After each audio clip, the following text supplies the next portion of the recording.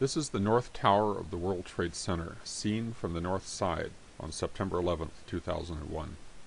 Just as it starts to fall, there are massive ejections of material at about the 98th floor. Many of us believe these are blasts from explosions that destroy the core columns, allowing the building to fall. However, those who accept the official government story claim we are merely seeing dust and smoke being pushed out the windows as a result of collapsing floors. It is hard to resolve this dispute directly because the core columns are not directly visible.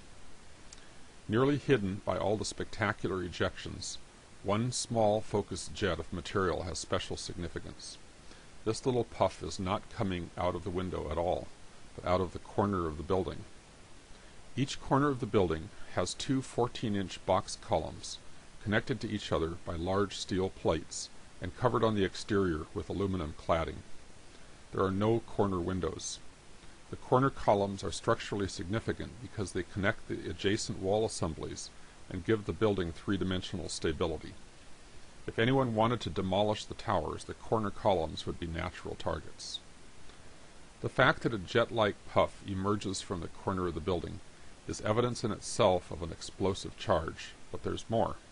Notice that as the surrounding structure descends, this little jet, as it plays itself out, remains fixed relative to the original structure of the building. It does not move down with the falling walls and floors. This suggests that we could be seeing the work of a cutter charge strapped to a column. As the roofline moves down past the 98th floor, a surviving column is seen protruding upward from the debris cloud. It sways outward, but it does not fall for several seconds. Note that the top of this column exactly matches the height of the little corner puff. Careful measurements confirm this impression. The evidence is mounting that we are seeing not only a cutter charge in action, but the very column that is cut. The column sways, but it does not fall for a matter of seconds. Then it abruptly enters freefall. Again, careful measurements confirm this impression. What's going on below that allows the column to suddenly drop?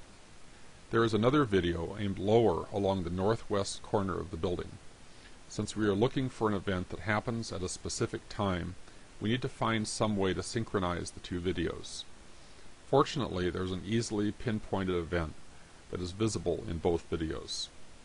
When the column we've been watching starts to fall, it emerges from the shadows into bright sunlight. Then it falls back into the shadows again. The last glimmer of sunlight is visible as a bright bead on the end of the column. This momentary event can be identified in both video clips, allowing the frames to be synchronized. Looking at the lower video, we can see a very interesting event that correlates with the exact moment the column goes into freefall. Another focused jet cutting through the corner of the building. In fact, several ejections are clustered on the corner within a fraction of a second of each other. The hypothesis that we are looking at ejections of dust and smoke as a result of collapse is no longer viable. These events are helping to cause the collapse. It is clear that the focused corner jets are capable of cutting through steel. If what we are seeing is an example of explosive charges cutting through steel columns, then it is clear that explosives were used in the building. Once we recognize explosives were used, we can see the entire event through new eyes.